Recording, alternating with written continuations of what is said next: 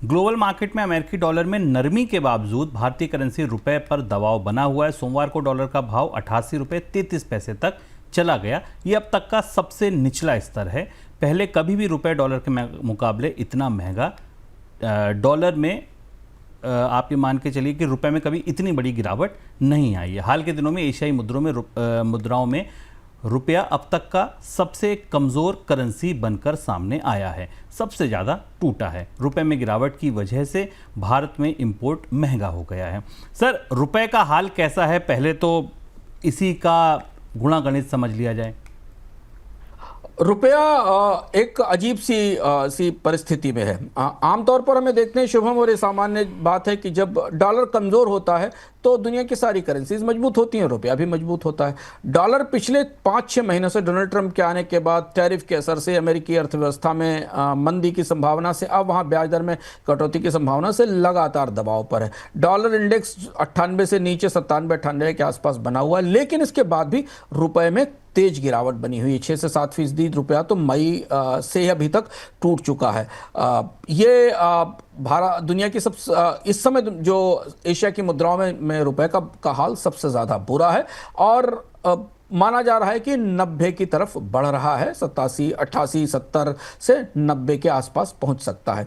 सोमवार की गिरावट सबसे बड़ी थी। तो रुपए को और रिजर्व बैंक को लगातार बाजार में दखल देना पड़ रहा है। यहाँ तक कि रिजर्व बैंक ने भारत के जो एक्सटर्नल मार्केट है, फॉरवर्ड मार्केट है, वहां भी दखल देने की कोशिश की, लेकिन पिछले 2 हफ्ते के भीतर उन सारी रणनीतियों का रुपए पर कोई असर नहीं पड़ा। रुपए में तेज गिरावट है। इसमें एक बड़ा हिस्सा विदेशी निवेशकों की बिकवाली का भी है, जिस पर हम चर्चा कर चुके हैं। तो ये डॉलर के मुकाबले ये गिरावट और ज्यादा गंभीर और तीखी होती दिखाई दे रही है। ये तो बात हुई डॉलर और रुपए की। युआन को लेकर सर क्या परिस्थिति बनती दिख रही है? युआन और रुपए का अगर समीकरण समझा जाए तो वहां क्या दिख रहा है? युआन के मुकाबले भी रुपए में उतनी ही गिरावट दिखाई दे रही है। महत्वपूर्ण बात यह, और हम आमतौर पर जब रुपए की तुलना करते हैं डॉलर के संदर्भ में तो हमें समझना होता है कि डॉलर करेंसी के साथ भारत का एक्सपोर्ट सरप्लस है, जबकि भारत चीन का सबसे बड़ा आयातक है।